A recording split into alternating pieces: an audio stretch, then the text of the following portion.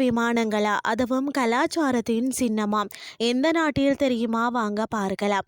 நீல நிற வானத்துல வெள்ளை நிற விமானங்கள் பறப்பதை தான் நாம பொதுவாக பார்த்திருக்கிறோம். சில நேரங்களில் இளம் சிவப்பு நிற விமானத்தையும் பார்த்திருக்கலாம்.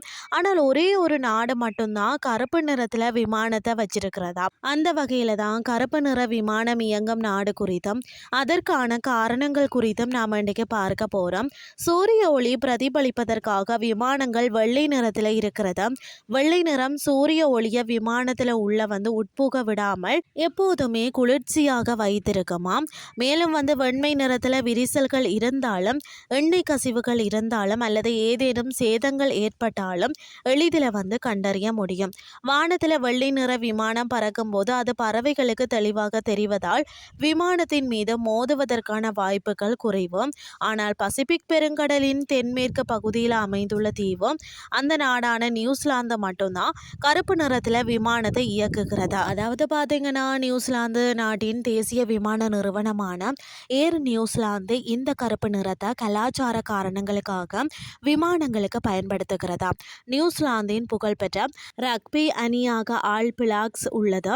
இந்த அணியின் சீருடை கருப்பு நிறமாகும். எனவே அவர்களை கௌரவிக்கும் விதமாகவும் நாட்டின் அடையாளமாகவும் கருப்பு நிறத்த விமானங்களுக்கு நியூசிலாந்து தேர்ந்தெடுத்துள்ளது. நியூசிலாந்து நாட்டின் தேசிய சின்னமான வெள்ளி பெருன் இலை கருப்பு நிற விமானத்தில் பொறிக்கப்பட்டுள்ளது. நியூசிலாந்து நாட்டின் கலாச்சாரத்தையும் பாரம்பரியத்தையும் பிரதிபலிக்கும் விதமாக இது விளங்குகிறது. உலகம் முழுவதும் இயக்கப்படும் வெள்ளை நிற விமானங்களுக்கு மத்தியில் இந்த வெள்ளி பெருன் இலை பொறிக்கப்பட்ட கருப்பு நிற விமானம் நியூசிலாந்து நாட்டை மற்ற உலக நாடுகளில் இருந்து தனித்து அடையாளம் காட்டுகிறது. இதுவே அந்த நாட்டின் சுற்றுலாத்துறைக்கும் பெரிய விளம்பரமாக அமைந்துள்ளதுன்னு சொல்லலாம். வெண்மை நிறம் அறிவியல் பூர்வமாக ஆக்கப்பூர்வமானது என்றாலும் நியூசிலாந்து நாடு தன்னுடைய நாட்டின் அடையாளத்தை உலகிற்கு உணர்த்தவும் கலாச்சாரம் மற்றது பெருமைக்காகவும் தான் வெண்மை நிற விமானங்களை விட கருப்பு நிற விமானங்களுக்கு கூடுதல் செலவு பிடிக்கும் என்றாலும் எதையுமே பொருட்படுத்தாமல் கருப்பு விமானங்களை இயக்கி வருகிறது.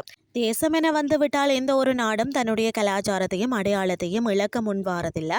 எத்தகைய இடையூறுகள் வந்தாலும் சரி, அதை தாண்டி உலக அளவில் தங்களுடைய நாட்டை தனித்துவமாக காட்டுவதே பெரிதாக நினைப்பதற்கு உதாரணம் இந்த நியூசிலாந்து நாட்டின் கருப்பு நிற விமானங்கள். இன்றைய கிறிஸ்டி உங்களுக்கு பிரயோசனமாக அமைஞ்சிருக்கும்னு சொல்லி நானும் நம்புறேன். இதே மாதிரி மற்றொரு கிறிஸ்டின் வாயிலாக உங்களை சந்திக்கிறேன். நன்றி.